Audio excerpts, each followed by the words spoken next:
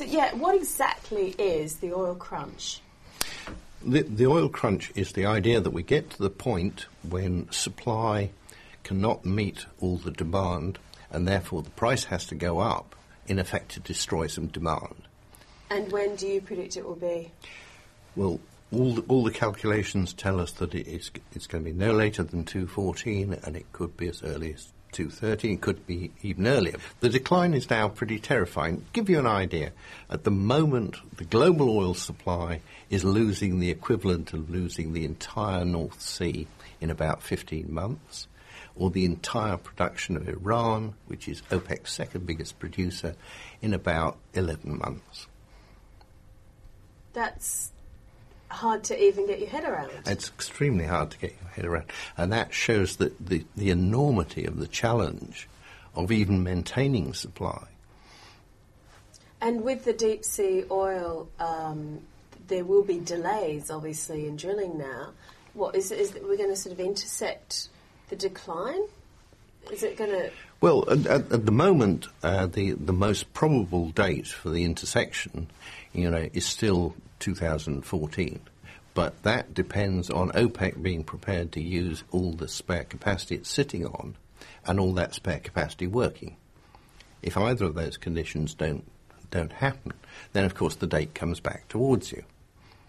And if countries elect not to supply, as the perception gets round that this is tight and valuable, it would be fully understandable if sovereign governments started saying, well, we'll look after our folks first and we will export less, and offsetting that with a higher price. Then again, that brings it back towards you. What does that mean for a place like Australia that doesn't produce most of its own oil?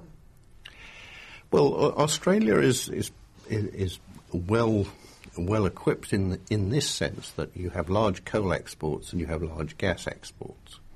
Both those energy forms are going to be in great demand, and you're going to be getting a very good price for them, which means you, as a country, can go into the market and bid quite aggressively for the 40% of oil consumption that you don't produce yourself. So, in that sense, you won't be too badly hit. You will remain the lucky country. Can you just explain to me, very simply then, what you think will happen after 2014? Yes, after 2014, the constraint is going to be the supply of oil. So every time the supply gets very tight, the price will go up, and our economies will receive a setback, which is normally known as a recession. Then that will reduce the pressure on the system, things will start getting better, and if the constraint is still there, we will do the same thing again. We will have another recession. So we've got a sort of turbulent decade, I would think.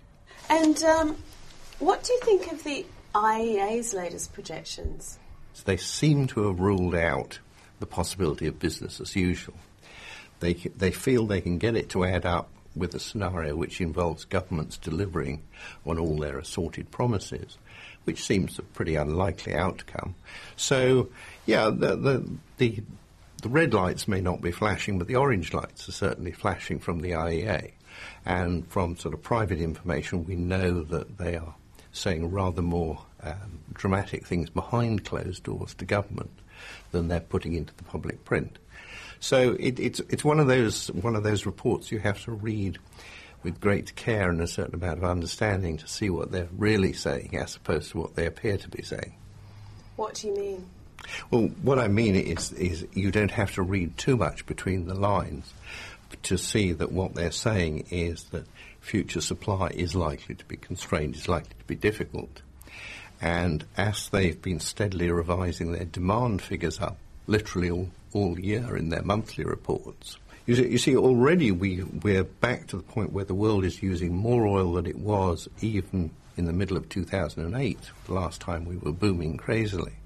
We're producing more, but only a little bit more. So already we've caught that up. In oil demand terms, the recession is behind us, and demand is powering up, driven by the non-OECD world, the Chinas and the Indias, where their growth is being fueled by oil. And what are you most worried, really, is going to happen? I think what I'm worried about is simply this idea that we're going to have a very disruptive decade in which economic activity is going to be choppy. We're going to have good years, we're going to have bad years. Unemployment is likely to remain pretty high, and that produces all sorts of stresses and unpleasantnesses. Immediate prospects for our children are not terribly good. They're going to find life a lot more difficult. So ultimately I remain optimistic because I think humanity is adaptable. I think it is clever. The fact that we don't quite know how we're going to get out of it is, shall we say, incidental. We will get out of it in the end. But we've got this rather unpleasant period coming up, and it's very difficult to see how we can avoid that. We can make it less bad, and that's why some of us spend quite a lot of time banging on about this.